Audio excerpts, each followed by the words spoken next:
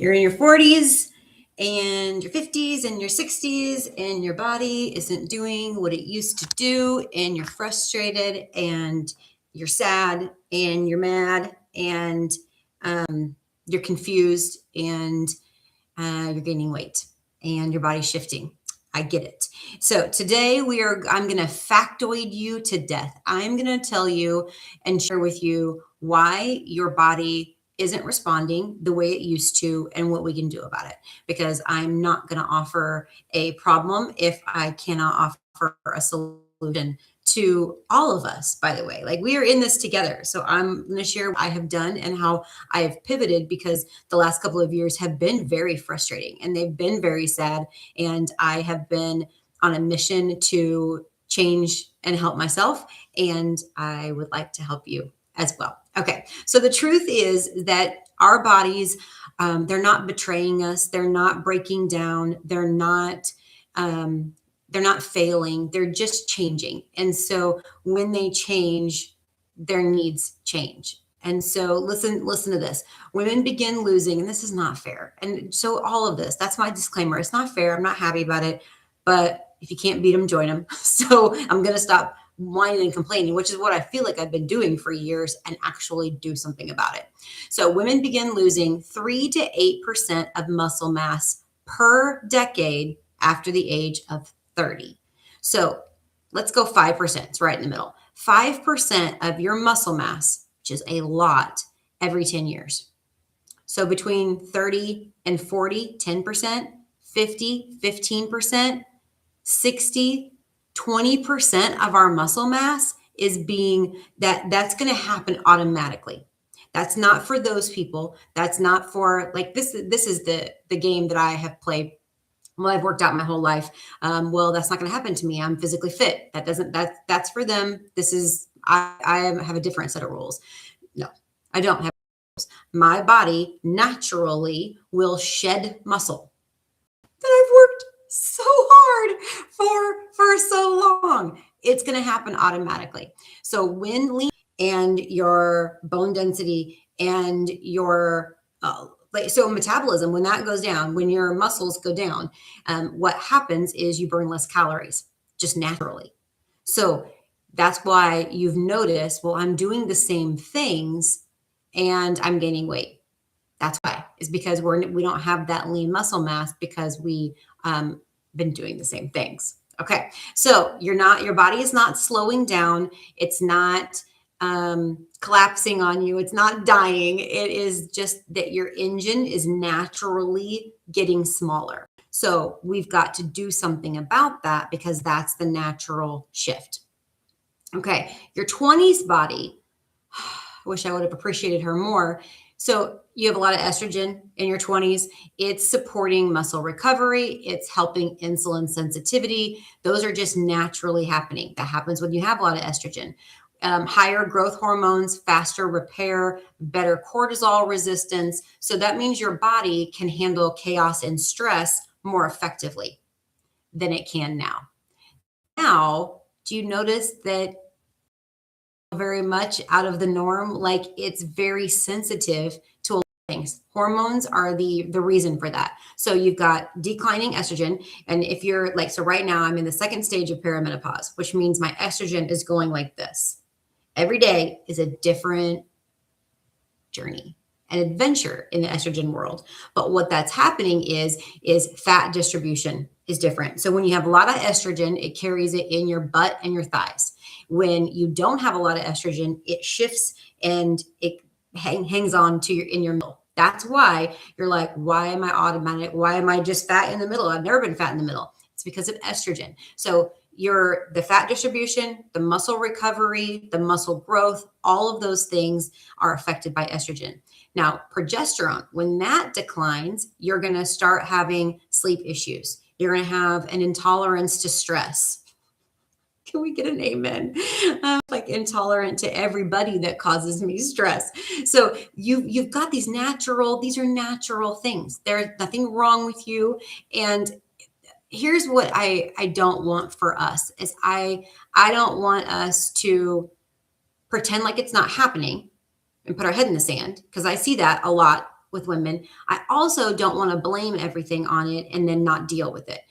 I want to know what's happening, accept what's happening, because I this is what's going on. It's natural and it's normal, but and so now I want to shift in working with my body instead of against it or ignoring it or pretend it's not happening or just being angry about it all the time. That's that's not going to help my body do anything that I want it to do, and it's not fair to her. She's awesome. And she deserves me to treat her with the respect and the privilege that it is to get older. And so we got to do something a little bit different, though. So studies show that muscle protein synthesis response decreases with age, meaning your body doesn't rebuild as quickly from workouts, which means that lifting is not going to, because the recovery part of when you tear down muscles, the recovery is what makes the muscles stronger and bigger. So if the recovery is not happening the way it used to, we need to address that, right?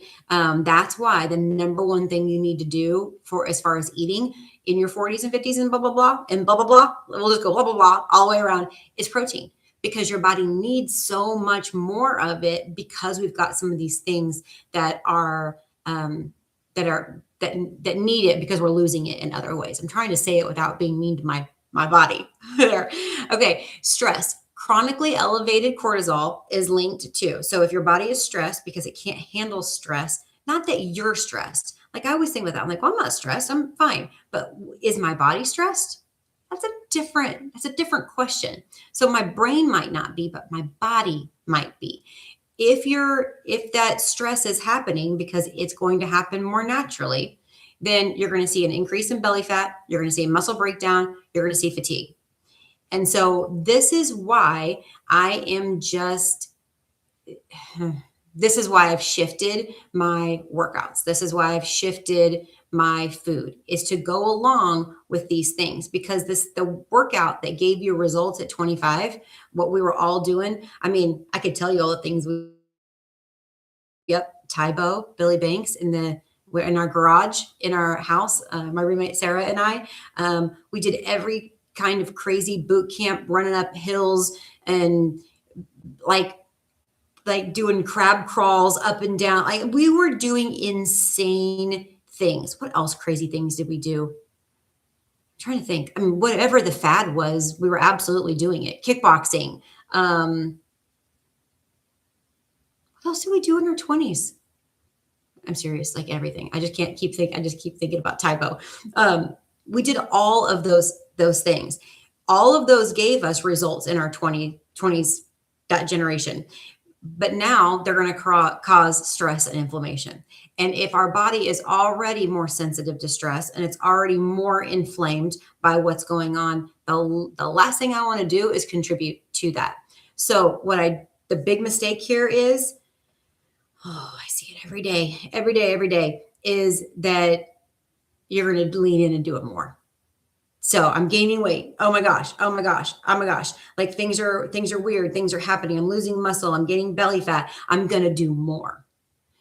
Not. So let's go pick on HIIT for a second, which is high interval training workouts, boot camp style, CrossFit style things.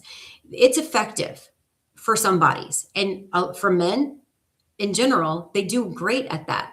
But what happens is it increases your cortisol load, and we already have a sensitive system to it. So studies actually show that excessive high intensity training without recovery can lead to fatigue, hormone disruption, plateaued weight loss. And we already know that our bodies are having a more difficult time recovering. And so then we're going to add that on top of it.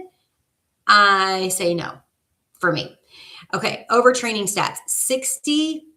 Listen to this. 60% of active adults experience symptoms of overtraining. And symptoms are fatigue, stalled progress, and poor recovery. So there's a lot of things that are going on that maybe you're not out of shape, but you're just under recovered. So when you think about that too, is am I giving myself enough recovery time and recovery fuel? I will add that on to there. So more intensity is not burning fat anymore. It's kind of burning your body out. So I'm going to give you the factoids here. This is statistics. This is based on studies, and I agree with it because it's based in fact, and it's what I've adapted to doing, and I can see it in my own body. It's like I flipped a switch, and my body went, "Oh, thank you, thank you." And that's the last 3 years have felt so great in my own body because it finally can relax, and I'm not just competing with it, or because in your 20s you're like, just do more, and it worked. Just doesn't work anymore. Okay, number one, strength training is a non-negotiable. It absolutely is a non-negotiable, and I could spend hours and hours telling you all of the data that comes from brain, bone, in muscles, um, circulation. I mean, you name it, and strength training fixes it. Okay, so that has to be the number one thing that you do. Strength training increases resting metabolism, so you're going to burn more calories doing just at rest, which is very important. And I also want to cheat when at all possible. Like, I don't want to work out and be disciplined and psycho all the time. Of course not. I want my body to, when I'm resting and not doing any physical workout, I still want it to burn calories. That's called cheating. I'm in for the cheat. So the more muscle I have in my body, the more calories it burns that I don't have to worry about. It helps preserve lean muscle in your body, duh. And we have to have that to burn more calories. We have to have that to burn more fat, to be strong, to build bones, all the things. It improves insulin sensitivity. This is one that I have been experiencing as of late, and I have cut processed sugar out of my system. I've never like craved sugar, so I've never had a real problem with it. So therefore, I would just eat it whenever I wanted to. I never had to limit it, except bodybuilding and things like that. But I've never limited myself on sugar, and I have, and it has made a big difference because my sugar cravings were getting out of control, and the inflammation in my body, specifically the back of my arms, really weird, a lot there, and moods were weird, and cravings were weird, and so I haven't had processed sugar for a while now, and I that was a good move for me. So you might look at that.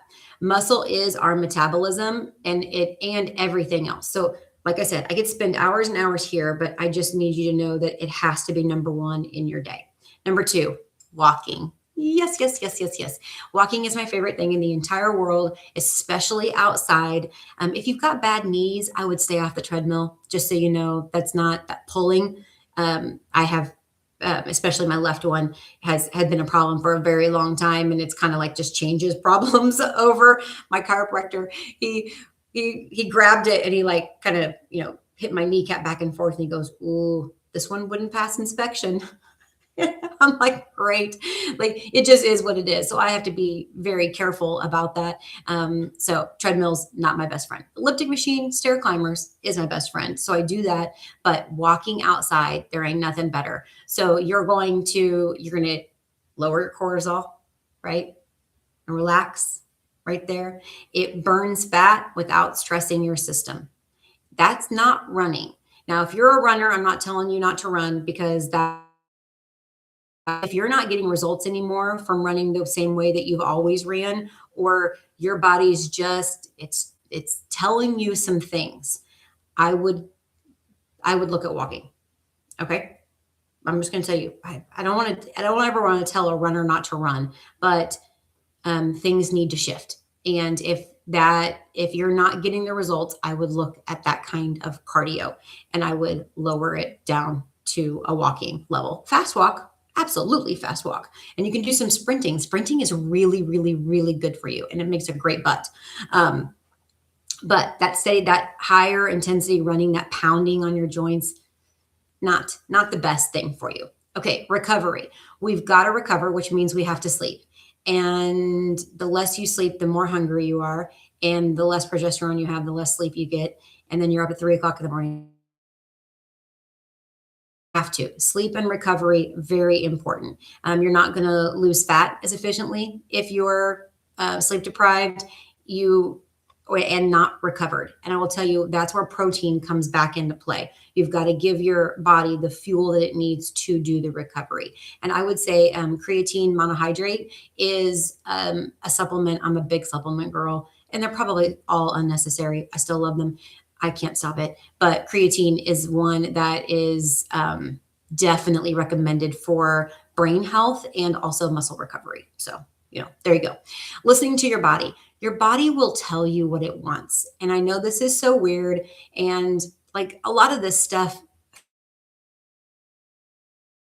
to this YouTube, I would never have listened to any of it because I'm like, blah, blah, blah, blah, blah. That stuff does not apply to me. And now I'm like, it absolutely has changed my life.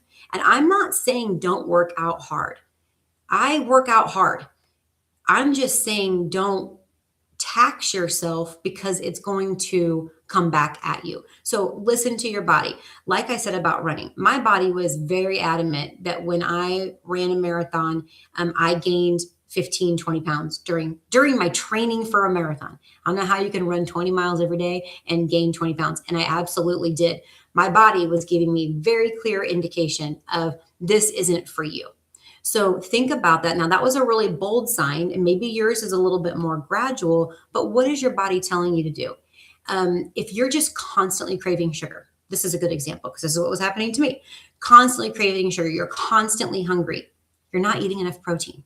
Your body is telling you that it's starving, and you think I need sugar, I need cookies, love cookies. It's actually telling you, please make more egg cups. I need more protein in my body. So listen to your body and what it's trying to tell you. If you're feeling manic, if you're feeling stressed, you are, and your body is. What does it want? A lot of people ask me, because 13,000 steps is my sweet spot. How did you know that point? I played around with it. That's the level in which my body, if I get really tight with my food, I'll lose weight. If I don't get really tight with my food, and I'm always aware because I have tracked for so long that I know where I can have a little bit of this and have a couple cocktails and make some substitutions over here. But I only know that because I experimented around with it. And so you've got to know what your body is telling you. You've got to do the work to figure it out. So we're looking for alignment with our body. We're not looking for aggression. We're not looking for punishment. Certainly not punishment. Your body is amazing.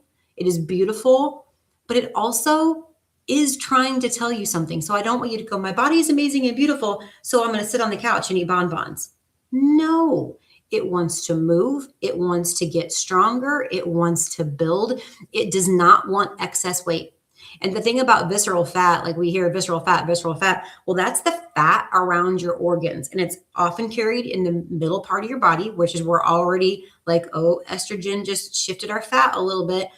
That it's visceral fat. That means fat around your organs. That means your organs are getting smothered. Nope. Your body doesn't want to carry excess weight. It's not good for your joints. It's not good for your organ health. It is not good for your circulation. It's not good for anything. So your body, if you're overweight and you know it, your body does not want it. So you have to help it shed that in the right way. So I'm just not saying, my body's wonderful and I can just let it be. It wants to move. Okay. You've got to treat her the way that she needs to be treated. So we don't want to keep starting over, right? We don't want to keep punishing. What we want to do is we need to shift. And that is where power shift comes into play. That is, the tracker is about doing the things that make the difference in your new body, not the old body. So if your workouts are leaving you feeling exhausted, inflamed, stuck, I understand. And it's not a discipline problem. It's not asking you to push harder. I want you to rethink your strategy. Okay. I want you to come back to lifting weights. I want you to come back to walking. I want you to slow it down. There in coaching, there was a great quote. Sometimes you have to slow down to speed up. That's exactly what this is about. This is about slowing things down and building instead of just running right through and just hoping it all works.